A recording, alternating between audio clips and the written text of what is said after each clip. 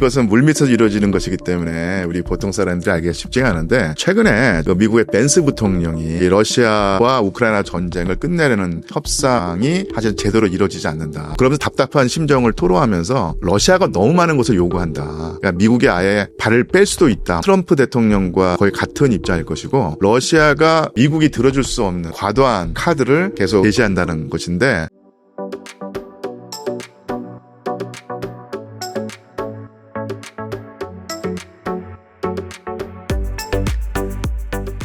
안녕하세요. 류한수 교수님, 간단하게 자기소개 부탁드리겠습니다. 안녕하세요. 저는 상명대학교에서 학생들을 가르치고 함께 노는 류한수 교수입니다. 제 주전공 분야는요, 역사인데, 그 중에서 서양사, 더 좁히면 러시아 현대사를 했고요. 글쎄요, 최근에 제가 올해 초에 한국 슬라브 유라시아 학회라는 학회의 학회장을 맡게 되었거든요. 저로서는 사실 좀 버거운 자리이긴 한데, 어쨌든 간에 우리나라에 널리 알려지지 않은 러시아, 동유럽, 중앙아시아에 관한 지역학을 연구하고 소개하는 학회를 이끌게 되었습니다. 그렇습니다. 예. 전승절을 맞아 러시아의 여러 국가에서 참여했는데 어떤 회담이 진행되었나요? 예, 일단 제가 역사학자니까 이 전승절에 관한 조금 설명을 하자면요. 1945년 4월 말에 소련군이 베를린을 점령했습니다. 그리고 그날 히틀러가 자결을 했죠. 그리고 정식으로 항복 조인식이 이루어진 시기가, 그러니까 5월 8일, 5월 9일 이때요. 자정에 돼서요. 우리가 흔히 서유럽하고 러시아하고 약간 시차가 있는데, 딱 자정 때 체결이 돼서 영국이나 프랑스라든지 독일의 시각으로는 5월 8일이었고 러시아 시각으로는 5월 9일이었습니다. 그래서 유럽의 전승기념일을 유럽에서는 5월 8일에 기념을 하고 러시아에서는 5월 9일에 기념을 하죠. 그래서 이제 당연히 최대의 위기를 넘기고 2차 세계대전의 어떤 물줄기를 바꾼 사건이었기 때문에 널리 길어지고 국가 행사로 되는데요. 사실은 예전부터, 그러니까 냉전 시대 때는 당연히 사회주의 진영에 속하는 모든 나라 국가 원수들이 모스크바에 모여서 함께 축하를 했고, 그다음에 1991년에 소비에트 연방이 해체된다면은 러시아가 이제는 냉전이 끝났기 때문에 세계 모든 인사를 초빙해서 성대하게 행사를 치렀는데요. 이번 전승기념일의 특징은 일단 러시아 우크라이나 전쟁이 일어났기 때문에 서방 측 국가 원수라든지 아니면 요인들이 사실 참여하지 않는 형태가 됐고, 하지만 나머지 국가에서는 러시아로 많이 모여들고 있습니다. 그래서 가장 눈에 띄는 인물은 역시 시진핑 주석, 중국의 시진핑 주석, 그리고 남아메리카의 어떤 큰형님이라고 할 수 있는 브라질의 룰라 대통령이 가고요. 그 외에 우리가 흔히 사우스월드라고 부르는 그쪽 지역의 국가 정상들이 많이 참여하고 있죠. 베트남 주석도 참여한다고 들었습니다. 그중에서 시진핑과 푸틴이 집중한다고 하는데요. 이건 어떤 의미인가요? 벌써 어제 그제 신문에, 오늘 신문에도 났었는데, 이 시진핑이 전승절에 참여하기 위해서 국빈 방문을 했고요. 요 정상회담이 이루어지면서 두 나라의 돈독한 관계를 널리 선전하고 과시하고, 그리고 더 관계를 굳히는 모습을 보인다는 것인데, 그러니까 이런 측면을 놓고 볼 때 어떤 의미를 찾을 수 있냐면, 이 푸틴 대통령을 자기 편으로 끌어들이려고 했던 인물이 바로 미국의 트럼프 대통령입니다. 그래서 중국을 견제하는 어떤 움직임에 러시아를 중립화하거나 아니면 러시아를 오히려 중국 반대편에 선 진영으로 끌어들여서 중국을 포위하려는 전략을 구사하리라고 생각을 했었고, 실제로 그렇게 나갔었는데, 지금 나타난 어떤 모습만 보자면 러시아와 중국 간의 관계를 벌려서 미국 쪽에 유리하게 가져오려는 트럼프 대통령의 전략이 상당히 암초에 부딪혔다. 그리고 우리가 생각했던 것보다는 이 중국과 러시아의 우호 관계가 좀 더 단단한 것이 아니겠느냐. 뭐 그렇게 추정을 해볼 수 있겠죠. 러시아도 미국의 눈치를 볼 수밖에 없는데 이런 식으로 하는 게 저울질을 하는 걸까요? 아니면 확실하게 노선을 정한 걸까요? 그래서 크게 뭐 세 가지의 그 시나리오가 있었을 것입니다. 올해 초에 보면은 그러니까 러시아가 중국과 계속 결탁 관계, 유착 관계를 맺어서 미국과 대립하는 양상. 그러니까 두 번째는 오히려 러시아가 중국과 거리를 두고 그 미국과 유착을 해서 중국을 압박하는 모양새. 그리고 또 하나는 그러니까 러시아 입장에서는 중국과 미국을 왔다 갔다 하면서 가운데 서서 자기한테 가장 뭐랄까 큰 선물을 주는 쪽으로 다가가는 그런 것이 가장 이제 러시아로서는 좋을 것인데 요 세 가지 시나리오가 중에 어떤 것이 실현될 것인가 상당히 궁금하고 관심이 갔었는데요. 그러니까 지금까지 나타난 그 뭐랄까요 모습만 보자면 러시아는 그 중국과의 관계를 계속 유지하고 오히려 확대 강화해서 미국을 함께 견제하는 모양새 이렇게 가는 쪽이 아니겠느냐. 그러니까 앞으로 뭐 그 또 다른 어떤 뭐랄까요 변화가 일어나거나 반전이 일어날 수는 있지만 지금 그 5월 8일, 5월 9일 요 시점에서의 중국과 러시아의 그 모습만 보자면 아까도 말씀드린 것처럼 러시아는 중국과 제휴해서 미국을 견제하는 쪽으로 방향을 잡은 것이 아니겠는가 이렇게 추정할 수 있는 근거가 된다고 보입니다. 최근까지 트럼프와 손을 잡았다는 이야기가 있었는데요. 그러다가 갑자기 바뀌게 된 계기가 있었을까요? 정말로 이것은 물밑에서 이루어지는 것이기 때문에 우리 보통 사람들이 알기가 쉽지가 않은데 최근에 제가 그 신문을 보니까 그 미국의 벤스 부통령이 이 러시아와 우크라이나 전쟁을 끝내려는 협상이 사실 제대로 이루어지지 않는다. 그러니까 이게 제대로 이루어지지 않는다는 것은 그러니까 미국이 기대했던 속도대로 진척이 안 된다는 것이고 그러면서 답답한 심정을 토로하면서 어떤 말을 했냐면 러시아가 너무 많은 것을 요구한다. 그래서 협상이 지지부진해서 그러니까 미국이 아예 발을 뺄 수도 있다. 뭐 이런 식의 그 얘기를 했거든요. 이것은 사실은 뭐 트럼프 대통령과 그 거의 같은 입장일 것이고 러시아가 많은 것을 요구한다. 너무 많은 것을 요구한다는 것은 쉽게 말하면 미국이 들어줄 수 없는 과도한 그 요구를 카드를 계속 러시아가 제시한다는 것인데 그러니까 러시아로서는 자신들의 어떤 최소한의 요구 조건이 있을 것이고 그것을 들어주지 않으면 미국과 그 제휴 관계를 유지할 수 없다. 그쪽 갈 수 없다는 판단을 하고 있는 듯 하거든요. 그래서 결국은 미국이 그 내놓을 수 있는 카드와 러시아가 요구하는 카드가 맞지 않아서 둘 사이가 좀 삐걱거리고 있다. 특히 그러니까 이 러시아 우크라이나 그 전쟁의 휴전에 관해서 그런 측면에서 보면 미국과 러시아의 관계가 트럼프 대통령이 예상했던 그리고 원했던 수준에는 이르지 못하고 러시아가 상당히 뭐랄까 뻑뻑하게 나온다. 빳빳하게 나온다. 뭐 이렇게 추정을 해볼 수 있겠습니다. 그러면 중국의 개입으로 러시아가 원하는 전쟁의 방향으로 갈 수 있을까요? 중국은 사실은 이 전쟁에서 물밑에서는 뭐랄까 경제적인 특히 경제적인 측면에서 러시아를 지원하고 러시아가 힘들어하는 부분을 채워주는 역할을 했지만 공식적으로 그리고 또 군사적인 측면에서는 이 뭐랄까 개입하지 않으려는 모습을 보여왔거든요.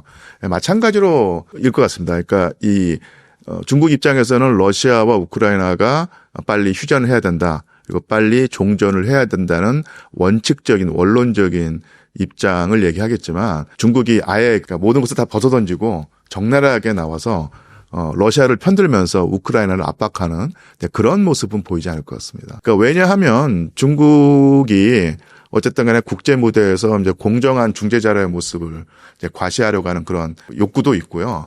또 하나 어쨌든 간에 지금 미국이 작정하고 달라들어서 이 전쟁을 끝내려고 하는데 중국이 좀 뭐랄까 개입을 하거나 발을 걸쳐서 특히 러시아를 편든다고 하면은 가뜩이나 미국과 사이가 안 좋은데 미국과의 어떤 관계 악화가 불을 보듯 뻔한데요. 그런 위험을 감수하려고 하진 않겠죠. 그러니까 뭐 예를 들어서 중국의 사활적인 문제가 걸린 협상이라고 하면 어떻게든 개입을 하겠지만 이것은 어떻게 보면 지금 중국 입장에서 보면 우크라이나 러시아의 어떤 전쟁을 끝내는 것은 부차적인 중요성을 가지고 있기 때문에 굳이 서방 내지는 미국과의 관계를 파탄낼 생각을 하면서까지 개입하려고 하지 않겠는가 이렇게 생각을 합니다.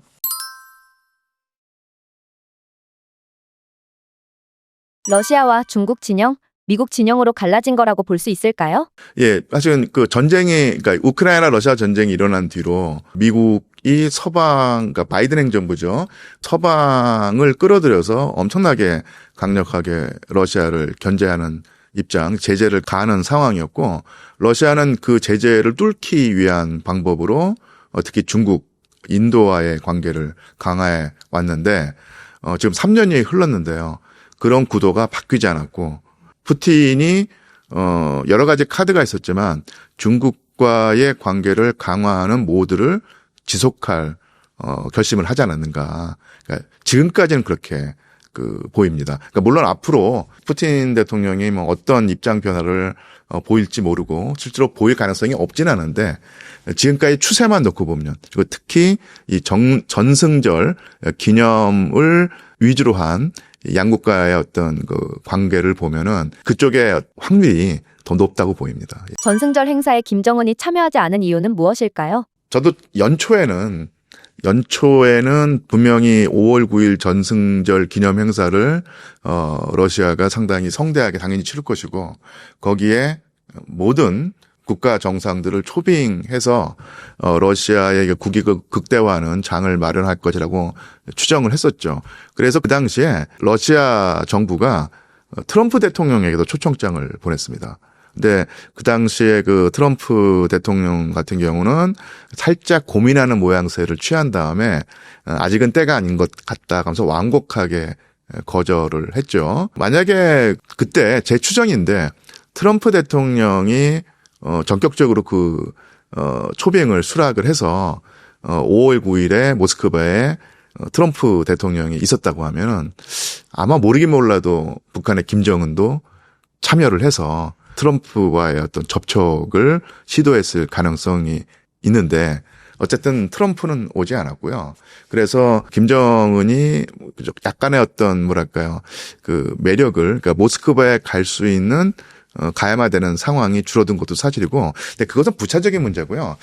제가 볼 때 왜 김정은이 그러니까 요 좋은 기회를 마다하고 모스크바에 가지 않는가 하는 것은 그러니까 오히려 러시아와 북한의 관계를 더 긴밀하고 더 돈독하게 만들려고 하는 때 작년 5월 9일 요 안팎에서는 수십 명의 세계 국가 정상들이 있는데 거기에 끼어든다는 것은 그야말로 영어의 one of them이 되지 않겠습니까?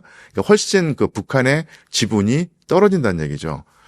그래서 차라리 김정은은 5월 9일 전승 기념회는 가지 않고 그 다음에 6월이든 7월이든 8월이든 좀 어떻게 보면 러시아 푸틴 대통령의 입장에서는 한가할 때 방문을 해서 훨씬 더 오랫동안 그리고 또 심도 있게 논의를 해서 북한의 국익을 극대화하려는 어떤 그런 생각을 해서 이번 전승기념일 참여를 마다하고 그 뒤에 있을 협상에 전력 투구를 하는 것이 아닌가 이렇게 생각을 합니다. 김정은이 시진핑과의 관계가 안 좋다는 것 때문에 불참한 걸 수도 있었을까요? 예, 글쎄요, 모르겠어요. 분명히 이 중국과 북한의 관계가 사실은 약간 불협화음이 있고 껄끄러운 것은 사실인데, 그것 때문에 참여를 마다했을 가능성은 사실은 여러 부차적인 요인 중에 하나고요. 역시 푸틴 대통령과 김정은이 투샷을 찍어서 자신의 그 위상을 높이는 생각을 한다면은 전승정밀 참여보다는 그 이후에 참여하는 것이 낫다고 하지 않았는가 보이겠습니다. 북한이 러시아 기술로 만든 미사일을 시험 사격했는데요. 본격적인 교류가 시작됐다고 봐도 무방할까요? 충분히 그 예상했던 일인데요. 북한으로서는 어쨌든 간에 그 지금 밝혀진 사실인데 오히려 러시아가 북한에게 그 손을 벌리면서 도와달라고 했기보다는 오히려 그 북한이 러시아에게 적극적으로 우리가 예를 들면서 파병 내지는 그 인력 아니면 물자 지원을 해서 러시아를 돕겠다고 그 요청을 했고 그것을 그러니까 푸틴 대통령이 받아들이면서 군사협력이 이루어진 것인데요.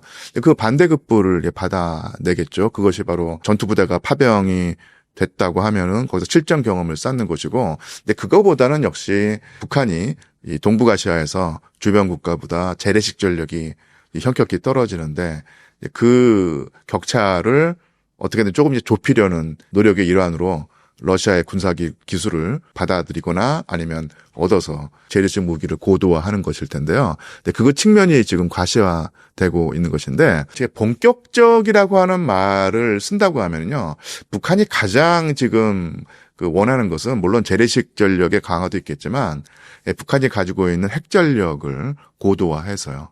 그러니까 지금 어떻게 보면 그 미국이라든지 미국을 위협할 수 있는 수준까지 핵 전력을 고도화하는 단계에서 맨 마지막 단계에서 지금 걸려 있는 것이거든요. 대륙간 탄도미사일, 정확성을 가진 대륙간 탄도미사일을 어느 정도는 개발을 냈는데 정확도와 그 맨 마지막 그 대기권 진입 단계에서 안정성을 그 강화하는 그 마지막 기술이 모자라서 그것을 지금 완성하고 있지 못한데요.